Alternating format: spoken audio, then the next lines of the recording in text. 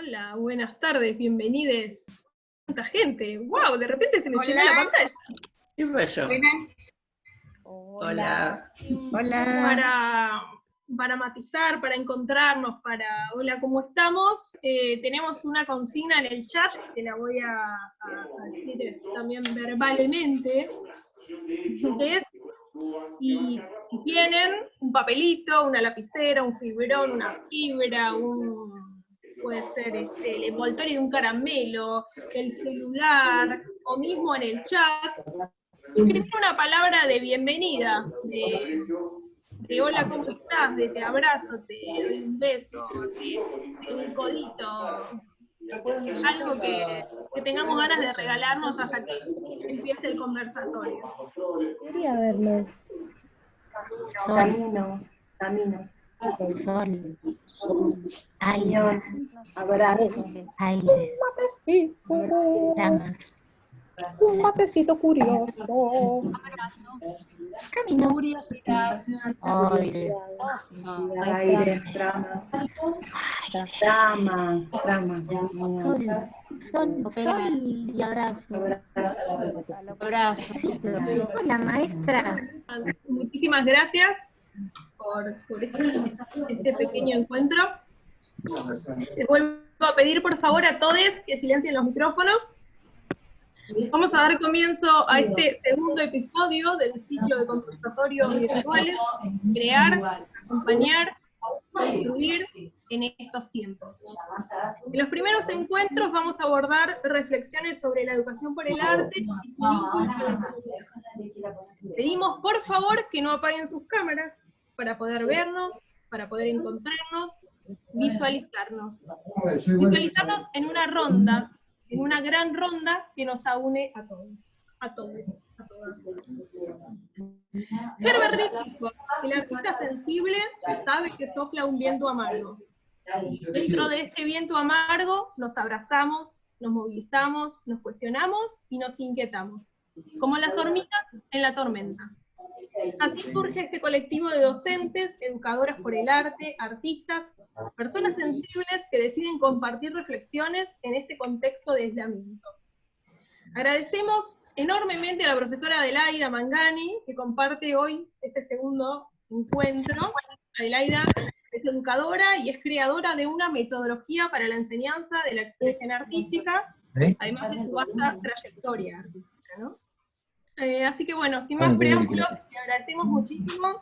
Buenas tardes y bienvenida, Ade. Muchas gracias. ¿Comenzamos? Comenzamos. Bien.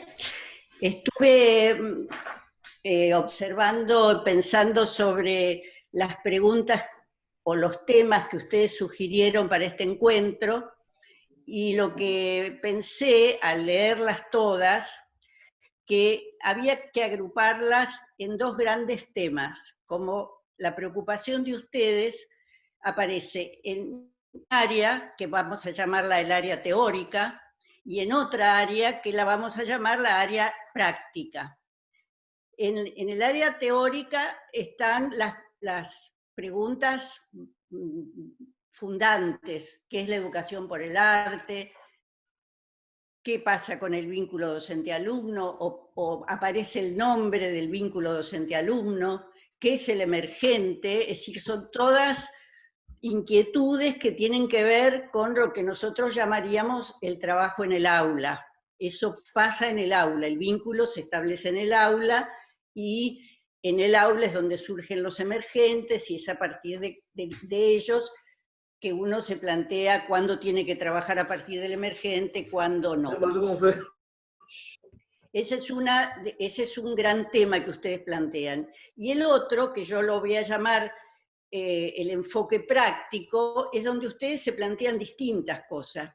En el práctico propiamente dicho, que sería el vínculo de la institución con la comunidad, ustedes ahí plantean el vínculo entre directivos y docentes. Eso sería como lo práctico propiamente dicho. Y después también aparece un problema ético y también aparece un problema político, es decir, donde ustedes plantean lo que llamamos praxis, está lo ético, donde ustedes se preguntan si se pueden enseñar valores que no se practican o que no son propios de uno, como una pregunta muy profunda, bastante difícil de responder, sin duda. Y también yo digo que es un planteo político cuando ustedes se preguntan qué influencia social tiene un instituto de educación por el arte, qué incidencia en la sociedad, y si tendría que haber, por lo menos eso es lo que yo entendí, si tendría que haber mayor cantidad de institutos, o qué pasa con la presencia de un instituto de educación por el arte en el tema escolar. Dicho esto, digamos, voy a tratar de abarcar primero lo que sería lo filosófico, lo más profundo que ustedes plantean, lo pedagógico, lo teórico, y después hablar un poco sobre la aplicación práctica de estos principios. La primera pregunta que ustedes plantean es ¿qué es la educación por el arte? Seguramente ustedes lo saben también como lo sé yo, porque son todos profesionales de la enseñanza, pero recordemos un poquito cómo definimos la educación por el arte. Ustedes sí saben que es un nombre que le da Herbert Reed a una metodología, y que a partir de ese nombre que le da Herbert Reed a esta metodología, después ya se constituye en sí misma en una filosofía pedagógica. ¿Qué sostiene esta filosofía pedagógica? Sostiene que la formación artística debe estar regida por poner el acento en el proceso de la creación y no en el resultado de la misma. Esto es como lo primero que nos pasa a los que somos viejos y que empezamos hace muchísimos años en esto. Lo primero que nos pasa es esta dicotomía que se establece en algún momento, y que en mi opinión es completamente falsa, que es la dicotomía entre educar por el arte y educar artísticamente, o educar para el arte, que esa es una discusión que a veces se da entre los docentes, que en mi forma de ver es una dicotomía falsa, puesto que el proceso creativo en un sujeto que está impulsado o estimulado a producir un hecho estético, sea expresivo, como sucede dentro de la escuela con los niños y con los adolescentes, o sea un objeto estético con todas las condiciones que el arte le puede exigir, siempre, absolutamente siempre, es el proceso lo que va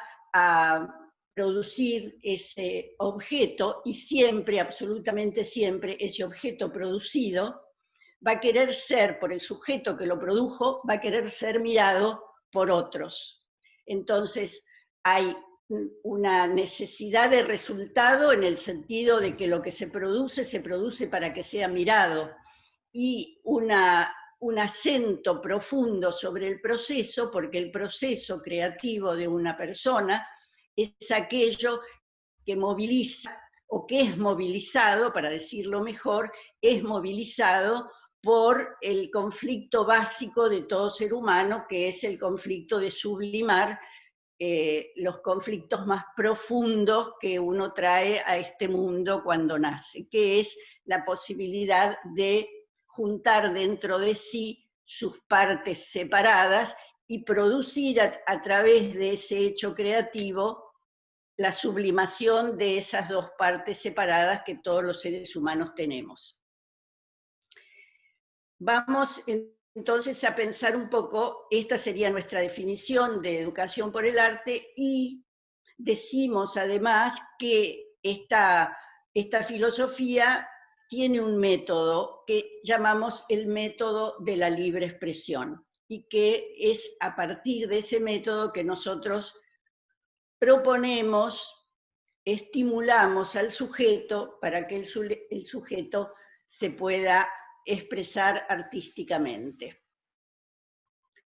Vamos a a profundizar un poquito sobre esto, porque lo que es interesante de Herbert Reed, vuelvo un poquito para atrás, cuando Herbert Reed plantea este principio de la educación por el arte o esta filosofía, está haciendo algo que es, y hasta el día de hoy, porque nunca lo hemos podido desarrollar en su total profundidad, él está pensando en que la única educación posible es a través del arte. No está pensando como nos pasa a nosotros, que no tenemos más remedio, que tenemos la escuela generalista, la escuela común, y además un instituto o dos, o lo que sea, donde el niño crece a través de expresarse estéticamente. Herbert Reed lo que planteaba, y que yo sigo planteando, aunque es imposible de practicar, que en realidad la única forma de educación, la única forma, no de educación, mucho más de educación, la única forma de desarrollo de un sujeto es que ese sujeto se desarrolle a través de su expresividad. Piaget decía, el niño que no juega no crece. Piaget decía que el niño se desarrolla, él lo descubre a través de su actividad lúdica. A través de la actividad lúdica, el niño elabora sus conflictos de crecimiento, la resolución de problemas, la puesta en práctica de sus capacidades, la revisión permanente de cómo resuelve los problemas, que son, por otro lado, la expresión de la inteligencia. Entonces Piaget decía, el niño que no juega no crece. Y nosotros, educadores por el arte, decimos algo que va más allá del niño que no juega, no crece. Nosotros decimos, el niño que no se expresa, no piensa. Porque el pensamiento no es como uno está siempre inclinado a suponer que se trata de elaborar un razonamiento matemático, un razonamiento físico, un razonamiento lingüístico, sino que el pensamiento se genera, el pensamiento científico inclusive, se genera a partir de que el sujeto puede expresarse y generar objetos que saca de su interior hacia afuera y los ve objetivados, y eso que ve objetivado es el producto de una elaboración de pensamiento y de sentimientos. Y en eso, en esa operación que se hace al expresarse, el pensamiento, la posibilidad de jugar con las distintas hipótesis y posibilidades, es como se enriquece. Entonces, nosotros podríamos decir que a través de las diferentes disciplinas estéticas, el desarrollo de la personalidad se produce con una completud y con una armonía que no se produce si el niño está impedido o limitado o no tiene la oportunidad, por las razones que fueren, de expresarse estéticamente. Entonces, esta sería nuestra manera de pensar la educación por el arte. ¿Qué sería lo ideal? Lo ideal sería que en la enseñanza general de la escuela el arte estuviera permanentemente presente y no como está en un sector completamente escotomizado y puesto en un lugar como de pasatiempo. Quizás ahora ya no pase tanto, en mi época pasaba más. Esto respecto de lo que ustedes querían reflexionar sobre la educación por el arte. Después apareció una inquietud, que es la inquietud del vínculo docente-alumno o alumne, como diríamos ahora. Pues bien, si nosotros pensamos la clase les voy a pedir como que piensen la clase como si fueran 3 círculos concéntricos. En el círculo más exterior vamos a poner el grupo. En el que está en el medio de los 3 vamos a poner lo que llamaríamos la clase. Y en el interior de ese círculo concéntrico, en el centro de esos 3 círculos, en el núcleo, nosotros vamos a decir que ahí está el vínculo docente-alumno. ¿Por qué decimos eso y por qué lo pensamos como un círculo que se expande, como un círculo que se completa abriéndose? ¿Y por qué en el centro está el vínculo docente-alumno? Porque en la relación que se establece entre el docente y sus estudiantes, entre el docente y sus alumnos, en esa relación está encerrada la síntesis de lo que va a ser el desarrollo del aprendizaje. El vínculo que establece el docente con el grupo tiene una característica que podríamos llamar, inventando una palabra, tiene la característica de ser enseñante. Lo que enseña es el vínculo, no enseña el conocimiento que se vierte. Eso es lo que podemos pensar como una consecuencia del vínculo que se establece, que es, según como sea ese vínculo es impregnante. Ese vínculo es lo que va a dar el color, que va a dar el tono, que va a dar la profundidad en los alumnos del aprendizaje. Esto que digo, cualquiera de ustedes puede tratar de pensar en sus propios vínculos cuando fue alumno y sobre todo en las disciplinas artísticas, y va a reconocer inmediatamente este carácter de pregnancia que tiene el vínculo y que hace que uno tenga una posibilidad de apertura respecto de lo que está experimentando y expresando, o no la tenga, o la tenga en un solo sentido. Digamos que no hace más falta que pensar en cómo de pronto, yo pongo ejemplos de la música porque son ejemplos que se saben muy claros, que se dice, los alumnos de tal tocan como tal, los alumnos de cual tocan como cual, los de tal maestro tocan así, los de tal maestro tocan de esta otra forma. ¿Qué está pasando ahí?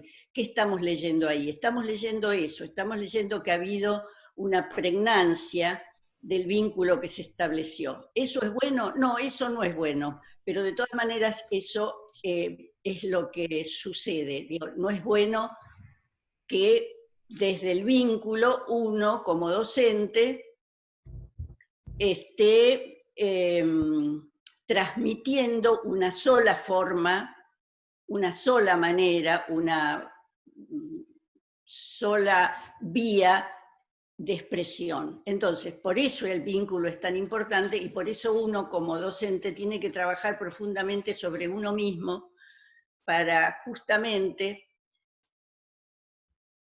poder lograr aquello que sería el mayor objetivo de un docente de arte y de educación por el arte también, pero yo no quiero hacer diferencias ahí porque para mí en toda el área de la transmisión del aprendizaje artístico se debe manejar de esta misma manera. ¿Para lograr qué? Para lograr que en el desarrollo expresivo de la persona que nos ha tocado encuadrar en una situación de clase, para que el proceso expresivo de esa persona sea un proceso expresivo que solo le pertenezca a esa persona, que encuentre su propio lenguaje, que encuentre su propia manera de decir, que encuentre su propia manera de expresarse en la disciplina que sea.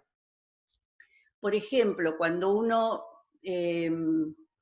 enseña, vamos a decir, literatura, o para escribir, o dramaturgia, o lo que fuere, la presencia del docente en esto, cuando trabajamos con nenes, por ejemplo, que los estimulamos para que escriban, y los nenes empiezan a escribir y el docente le empieza a corregir, y escribe y lo primero que le corrige son las faltas de ortografía, y le dice, no, esto no se escribe así, aquello. Ese nene, cuando quiera decir algo, cuando quiera expresar alguna palabra, cuando quiera decir algo, si no sabe cómo se escribe o si teme equivocarse, no la va a escribir. Y entonces nosotros no estamos permitiendo que ese nene se exprese realmente con lo que se quiere expresar. Uno tiene muchos conflictos con esto, porque, y acá se mezcla un poquito con lo que ustedes hablaban sobre la relación con la comunidad, porque muchas veces el entorno familiar del niño no es un entorno que esté consustanciado en profundo con esto que nosotros nos proponemos desde la educación por el arte y desde el estímulo a la expresividad del niño. Entonces aparece un conflicto a veces con la comunidad, que la pregunta de los padres es, pero ¿cuándo le corrigen? ¿Cuándo le van a corregir al nene? Porque si no, el nene hace esto que no está bien. Entonces ahí hay un trabajo muy interesante que se puede hacer con la comunidad, para que la comunidad de padres acompañe este proceso expresivo de los niños, para que el niño aprenda de sí mismo y de su propia expresividad, y se desarrolle armónicamente, pero él mismo, y no en comparación y no en competencia, que otra de las cosas que es interesante del trabajo en la educación por el arte es eliminar toda sensación de competencia y de que el mejor y el peor sean comparados de alguna manera por la visión del adulto. Otra de las preguntas que ustedes hacían era sobre qué es el emergente. El emergente, volvamos a la situación de clase, volvamos a la situación de vínculo clase-grupo, de esos 3 círculos que son concéntricos y que están en permanente relación unos con otros. Desde ese núcleo central, que es el vínculo que se ha establecido, se trata de un encuadre sólido donde va a suceder la clase. El encuadre clase eso es lo que justamente el docente establece con mucha firmeza. Lo que pasa dentro de la clase es lo que pasa dentro de la clase, para decirlo de una manera bruta. El emergente, ¿qué va a pasar? ¿Qué va a ser el emergente? Uno, cuando produce el estímulo inicial con una metodología X, que tiene que ver con un caldeamiento inicial, que tiene que ver con un momento previo a la expresividad, porque la expresividad no se puede pretender si no hay una previa preparación, que podríamos llamar el descenso del umbral de resistencia para que la persona pueda expresarse. Una vez que eso se produce, uno como profesor, desde luego, que está siguiendo un proyecto, una programación, una progresión, un plan que uno tiene, y ahí va trabajando con eso. ¿Qué sucede? esa preparación que uno tiene, ¿qué sucede con esa planificación, con esa motivación que uno tiene? Sucede que eso que uno propone al grupo, y cuando se produce eso que yo llamo el descenso del umbral de resistencia, en el grupo comienzan a aparecer las motivaciones, que son las motivaciones propias del grupo, que no son las motivaciones mías como docente, o que yo pretendo generar en el grupo. El grupo tiene sus propias motivaciones, y a veces el grupo, esas motivaciones son situaciones que el grupo está viviendo, ya sea intragrupales o ya sea por estímulos externos, que son traídos de alguna forma a través de un miembro del grupo o a través de un grupo,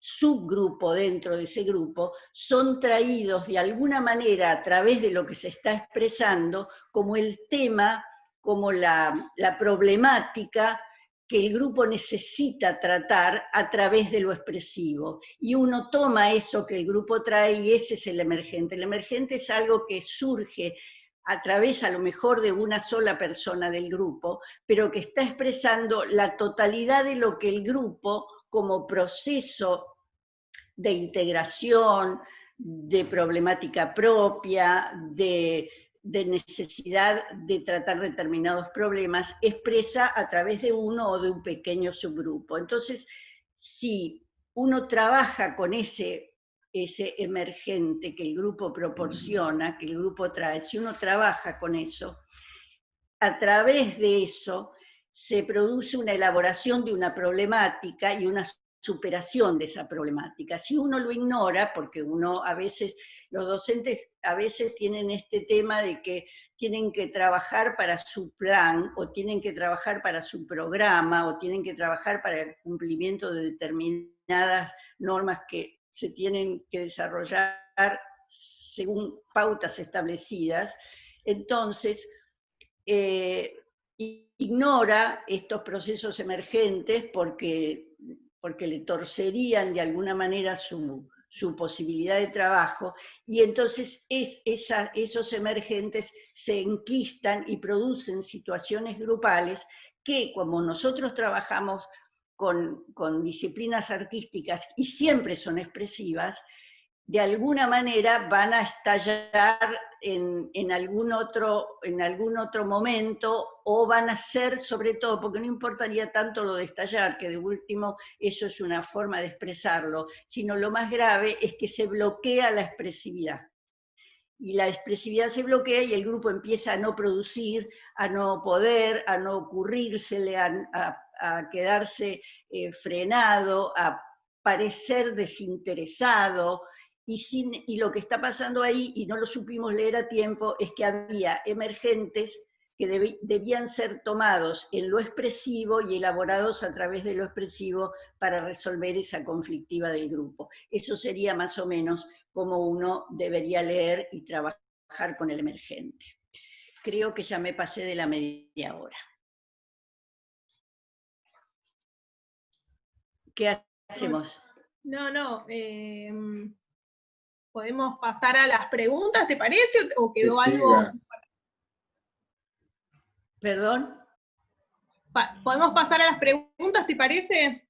¿Sí? Sí, digamos, queda toda una parte del tema que no entramos, pero a mí me parece que ya pasemos a las preguntas, porque si no, no vamos a llegar a la hora. Bien, perfecto. Entonces, habilitamos el chat para que aquellos que tengan alguna duda, inquietud, pregunta, la puedan realizar, y desde esta voz la vamos a decir. ¿Hay alguna inquietud?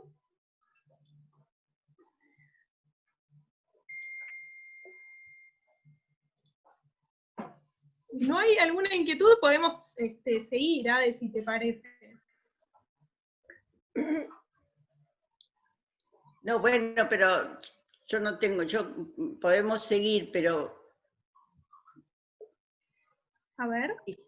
No, quizás hay que dar un tiempo, porque tampoco es que, salvo que es una pregunta que la hayan pensado mientras yo estaba hablando, hay que dar un tiempo para que la persona se elabore lo que quiere preguntar. Perfecto, yo por ejemplo tengo una. Bueno, a ver. Si podemos leer este contexto como un emergente, el contexto de la pandemia como un emergente. No creo que la podemos leer como un emergente. Lo que creo es que la pandemia genera determinadas reacciones afectivas, intelectuales,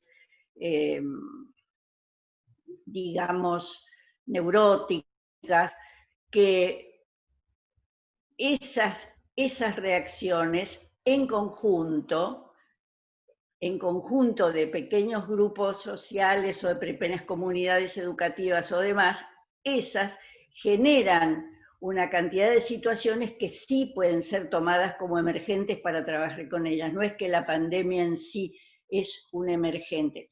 Digamos, si queremos analizarlo como un fenómeno global, como un fenómeno de todo mundial, en el que en este momento todo el universo está elaborando situaciones productos de una peste, si queremos lo podemos leer como un emergente. Claro que podemos.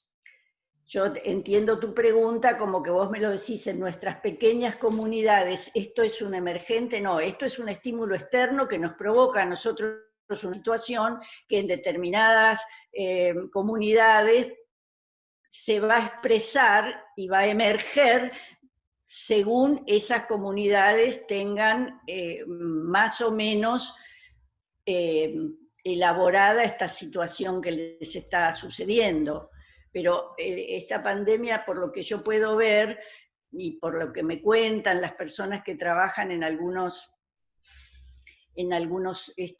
situaciones, estos hoteles o lugares donde se concentran a las personas que están esperando el resultado y demás, por lo que se ve, es algo que al revés de generar emergentes grupales, ha generado situaciones de explosiones muy individualistas.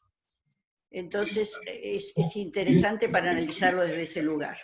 Asusta, pero igual hay que confrontar. Bueno, acá el chat dice, todo el mundo dice que sigas exponiendo. Parece que las preguntas no están afluyendo. Bueno, ¿Querés continuar? Sí, seguimos. Perfecto, muchas gracias. Bueno, nosotros estábamos conversando en el momento que yo me interrumpí porque vi la hora, estábamos conversando sobre este tema de trabajar con el emergente, ¿no es cierto? Volviendo un poquitito hacia el tema de cómo habíamos comenzado con nuestra definición de educación por el arte y toda esta reflexión sobre el acento en el proceso y no en el resultado, también es interesante que cuando Herbert Reed comienza a pensar en la educación por el arte, él era artista plástico, y entonces también, aparte de filósofo, y lo interesante de Herbert Reed, cuando él arranca con todo esto, es que él era un anarquista, o sea que estaba completamente en contra de los poderes establecidos. Y es interesante tomarlo eso porque es de alguna manera esto que decíamos, que la reflexión sobre que la educación del ser humano debe ser a través del arte y a través de la posibilidad de expresarse artísticamente y no de la escuela memorista, de instrucción. También nos está diciendo Herbert Reed que el contacto del ser humano con el arte es, además de de la vía en la cual se desarrolla mejor la personalidad, es además un derecho del ser humano, es un derecho que tenemos, tanto de expresarnos artísticamente, cuanto de que tenemos el derecho de apreciar el arte producido por otros. Esto es un concepto que es muy apasionante de Herbert Reed y que me gusta tenerlo siempre presente, porque entonces si uno está pensando que el arte es un derecho, no un lujo, no un algo para algunos, no un pasatiempo, no una cosa que haces mientras no tenés tiempo, no tenés que hacer las cosas en serio, digamos. Si el arte es un derecho, estamos todavía muy atrasados, muy en pañales respecto de cómo debería ser encarada la enseñanza del arte en la educación general de un país. Ya lo creo que estamos atrasados. Y siguiendo con lo que ustedes planteaban y que decía yo que ustedes tenían como dos núcleos importantes, uno que era el núcleo teórico, donde están todos estos elementos de los que estuve hablando, tocándolos, por supuesto, como apenas un contacto. Ustedes también planteaban, y es interesante, la práctica de esto en el sentido de hacerse preguntas sobre, por ejemplo, lo que hablamos hace un rato, de la relación escuela-comunidad, cómo la comunidad se incorpora o debe estar conectada con la formación, si estamos hablando de una escuela de niños y adolescentes, de un instituto con ese rango etario, cómo la comunidad se vincula con la actividad expresiva que hacen los niños. Y a mí me parece que es siempre una pregunta que uno se tiene que hacer como docente de un instituto de educación por el arte, la pregunta que uno se tiene que hacer y que a veces hay que hacer también a los padres es ¿por qué quieren que su hijo esté en un instituto de esta naturaleza? Muchas veces es muy interesante analizar eso en profundidad y se abre una cantidad de problemática para trabajar con los padres y con la expectativa que los padres tienen respecto de lo que va a pasar con el niño en la educación por el arte, que es inclusive es determinante para el desarrollo que el propio niño va a hacer, esa presencia o esa intención paterna de por qué lo manda ahí, por qué quiere que el niño haga esto. Hay una gama muy interesante de matices por las cuales los padres mandan a los niños a los institutos de educación por el arte, y es en general, es una razón importante que hay que trabajar con los papás, porque los papás no siempre están en la misma frecuencia que está el instituto.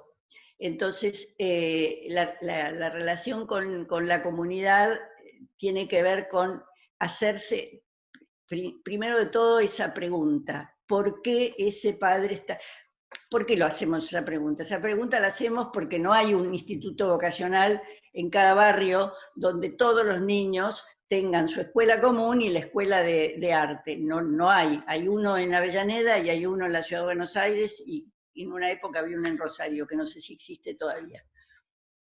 Entonces, la elección del padre para esa institución es una elección especial, y por eso es interesante trabajar con eso, porque también va a ser pregnante de lo que al nene le pase en el aula, cuál es la motivación, la aspiración, la expectativa por la cual los padres están mandando ese nene a ese instituto. Ese es uno de los trabajos que, si nosotros nos planteamos a ver cuál es la relación con la comunidad, es uno de los trabajos interesantes para profundizar.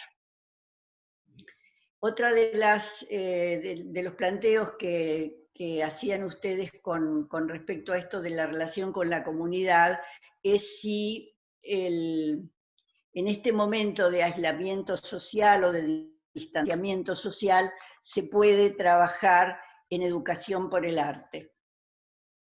En realidad, digamos que nosotros estamos todos inventando alternativas para no distanciarnos completamente de los grupos educativos que nos han tocado.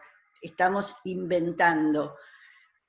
Yo no diría de una manera tajante que no se puede, porque yo creo que trabajando en algunas de las áreas artísticas, en algunas, no en todas, pero en algunas de las áreas artísticas, con un grupo que se podría incluso dividir para que no sea muy numeroso, no sé qué cantidad de niños tienen ustedes en los grupos, pero que se podrían dividir, y que en encuentros virtuales como este que estamos teniendo nosotros ahora, se podrían sugerir estímulos de trabajos de distintas áreas artísticas. Yo creo que se podría, y que inclusive no solo se podría, sino que sería sumamente estimulante y liberador para los niños que pudieran participar. Pero esa es una idea que es difícil también de llevar a cabo. Yo no estoy diciendo que nada de esto sea sencillo, pero no veo contradicción. Digamos, es cierto que hay ciertas materias que si no hay presencia no se pueden hacer, no se podrían hacer improvisaciones teatrales, digamos eso, y cosas, otras actividades en las cuales se necesita de la proximidad y de la presencia del cuerpo. Pero hay otras que sí se pueden, no digo que sea sencillo, pero yo no diría tajantemente que en la situación de distanciamiento social y de virtualidad no se puede tener ninguna actividad. No lo diría de una manera tajante. Eso, digamos, es mi opinión, y es una opinión que después también en las instituciones a veces es muy difícil llevarlas a cabo, pero lo que yo estoy diciendo es en un nivel, vamos a decir, metodológico y teórico. Si después es practicable o no desde el punto de vista de que si los nenes tienen computadoras, si tienen conectividad, si están en lugares donde pueden tener un rato de soledad o de cierta independencia para poderse comunicar, todo eso sabemos que es una problemática muy compleja. Lo que no me parece es decir no se puede. Eso, digamos, es lo primero. Después, las aplicaciones prácticas seguramente son mucho más complicadas. Y había una pregunta que ustedes hacían que es, digamos, es compleja de responder en el sentido de que para poderla desarrollar, cuando ustedes dicen vínculo, dirección, docente, ¿no? El vínculo de la dirección con los docentes. Es interesante como ustedes lo plantean, porque ustedes lo plantean inmediatamente después que dicen vínculo docente-alumno, y después dicen vínculo docente-dirección, o dirección-docente. Y en realidad es para trabajar por qué aparece ese planteo inmediatamente después del otro. Eso sería lo interesante para profundizar. Pero en realidad, si uno tiene que profundizar sobre el vínculo de la dirección con los docentes, uno tiene que hacer una verdadera separación entre una cosa es lo que pasa dentro de la clase y otra cosa es lo que pasa fuera de la clase con el grupo de docentes en relación con lo que sea la dirección de una institución. Si ustedes me preguntan a mí cómo tiene que ser ese vínculo, porque una cosa es el vínculo docente-alumno, que es pregnante, que es el vínculo que va a provocar el aprendizaje, que lo que sucede dentro de la clase es algo que es propio de ese grupo y de ese docente y de nadie más. Eso es un vínculo que tiene una característica de dinámica que no se parece a ninguna otra, y que inclusive no se parece a veces de una clase a la clase siguiente del mismo docente con el mismo grupo, con las condiciones de variantes de emergentes que puede haber, y que hacen que a veces no sea el mismo, pero no es el mismo a la clase siguiente. Esas son todas las sutilezas del funcionamiento grupal. Eso es una cosa. Y otra cosa es ese funcionamiento, el funcionamiento grupal de todos los docentes con la dirección, del grupo de docentes con la dirección, que tiene otra dinámica, otra característica, otra, digamos, noción de equipo, porque en realidad ahí, si bien hay alguien que dirige, se trata de todos profesionales pares. Entonces ahí el vínculo entre la dirección y los docentes tiene que tener una característica de equipo de trabajo con una autoridad, pero no es trasladable el vínculo que se establece de un docente en el grupo donde está dando la clase, no es trasladable a la dirección con los docentes. Entonces, ahí es otra reflexión, la reflexión institucional, y cómo es la concepción que la dirección, que a uno le toca tener en distintos momentos de la vida, en distintos momentos de la carrera docente que uno hace, cómo es la concepción que esa autoridad tiene de lo que es dirigir. Puede haber autoritarios, puede haber democráticos, puede haber más horizontales, puede haber más triangulares, puede haber de diferentes formas como la persona que le ha tocado dirigir una institución establece ese vínculo. Y a partir de ahí, cómo se establece de esa manera, a partir de ahí es la relación laboral, profesional que el docente va a tener, que no es en absoluto comparable a lo que pasa dentro del aula. Vamos a decir por caso que a veces puede haber vínculos complicados, complejos en el desarrollo de lo que es el vínculo profesional entre profesionales y entre pares, y eso no quiere decir que dentro de la clase no esté sucediendo realmente un proceso interesante y buenísimo. Entonces, me parece muy interesante cuando ustedes lo ponen todo seguido, porque es para pensarlo, pero en realidad uno como profesional, para pensarlo, tiene que poder decir son cosas completamente diferentes. El vínculo de los profesionales con su dirección y el vínculo que cada uno de los docentes establece con el grupo, o con los muchos grupos que a veces tiene, dentro de lo que es el trabajo en el aula. Eso con relación al planteo que hacían ustedes sobre el vínculo de entre la dirección y los docentes. Y finalmente, o no tan finalmente, porque todavía quedaría una cosa más, ustedes se planteaban si se puede enseñar valores que no se practican. Y esa es una pregunta profunda, sin ninguna duda, y es una pregunta que en lo que se trata muchas veces, que es la enseñanza del arte, se junta con otra pregunta, que es si el que es un gran artista siempre puede ser un gran maestro, o si son cosas completamente separadas, que generalmente que muchas veces lo son, pero también surge la pregunta de si se puede enseñar algo que no se ha practicado.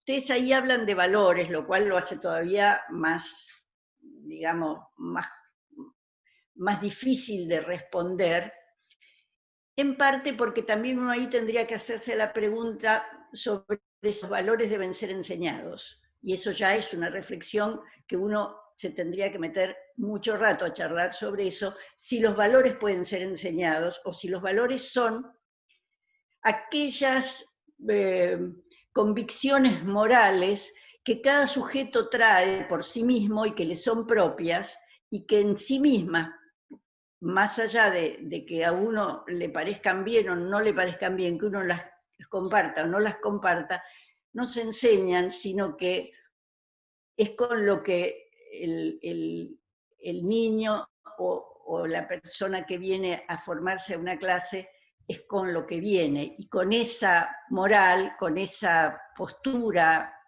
moral, la persona va a estar en la clase y va a estar aprendiendo.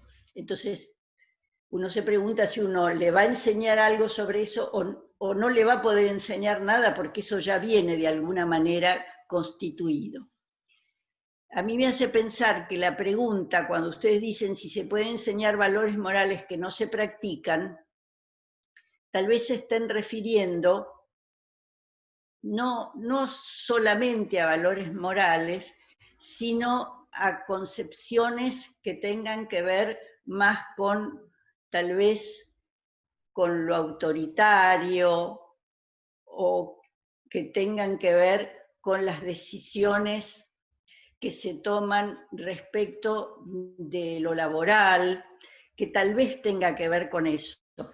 Pero en principio, si uno tuviera que responder así como tipo pregunta-respuesta rápida, así se pueden enseñar valores que no se practican, yo diría no se pueden porque no se conocen. Si uno no los practica es porque no los tiene, y si no los tiene, no podría enseñarlos. Entonces a mí me parece que la pregunta está más bien orientada hacia algo como a cierta hipocresía de la enseñanza, es cuando uno enseña algo que en realidad uno, o que quiere enseñar algo que en realidad uno practica todo lo contrario, pero en ese caso lo que hay que tener claro es que eso no se está enseñando, porque lo que decíamos al principio es que el vínculo es pregnante y que lo que se enseña es el vínculo mismo, es lo que va a marcar ese aprendizaje, y lo que marca el aprendizaje es lo que uno es, no lo que uno dice, sino lo que uno es, y eso que uno es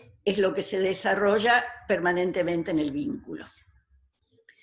Y así que bueno, me parece que nosotros ya hemos llegado al final, porque estamos casi sobre la hora, y no sé si quieren decir alguna cosa, unos minutitos. Acá en el chat hay una preguntita que habla sobre la calidad de la transmisión al educar a través de la pantalla. Dice, ¿qué pasa con el vínculo docente-alumno? Dice que le cuesta como no sentirla desvalorizada a esa práctica, digamos, a través de la pantalla. No, yo lo que digo con respecto a lo de que se puede a través de la pantalla, lo estoy diciendo en una situación en una situación excepcional como es la que estamos viviendo en este momento, para no perder, para que no se desintegre una tarea que se viene haciendo. No estoy diciendo que es el vínculo ideal y que se puede, y que toda la vida seamos virtuales y no vayamos nunca más a la clase. No estoy diciendo eso. Estoy diciendo que se puede para que no, porque sería tremendo, y va a pasar, que en institutos como los nuestros, donde no está la obligatoriedad de la escuela, con este distanciamiento que se está produciendo, se desintegren muchos grupos y se desintegre y la gente deje de ir y se pierda el contacto. Entonces yo en ese sentido es que yo digo que se puede mantener el contacto. No es que estoy valorizando el contacto virtual por el contacto real, de ninguna manera. Ahora, yo digo, no habiendo posibilidad del contacto real, ¿qué es preferible? Dejar que todo se desintegre, que se pierda, que los nenes se olviden, que nunca más, que después ya no los traigan, o mantener ese vínculo que en algún momento se inició de la manera que se pueda. Eso es lo que quiero decir. Perfecto. Bueno, Adelaida, la verdad, un placer. Te agradecemos muchísimo, muchísimo por tu tiempo. No solo en las hormigas, sino muchísima gente que está escribiendo en el chat, agradecidos con la charla, con tus palabras, con tu tiempo. Así que, bueno, no queda más que seguir agradeciéndote, abrir así ondas expansivas de agradecimiento. Y nos queríamos despedir con una frasecita, si nos ¿Cómo permiten. no? Compañeros. En tiempos de incertidumbre y desesperanza, Es imprescindible gestar proyectos colectivos. ¿Desde dónde planificar? ¿Desde dónde planificar la esperanza? Junto a otros. Pichón Rivier. gracias Adelaida. Muchas gracias a todos. Gracias. Muy bueno. Gracias, hormigas. Bueno, seguiremos Gracias. venidero con otras conversaciones, así que, bueno, Bueno, que sigan bien. espero Gracias. que sentido a gusto. Chao, gracias a todos, ¿eh? Chao. Gracias, Adelaida. Muchísimas gracias. Gracias, Muchas Adelaida. gracias, Adelaida, sí. Hola. Hola, hola, hola. Muchísimas gracias, Adelaida, hermosa, apasionada, gracias. Gracias a ustedes, muchas gracias.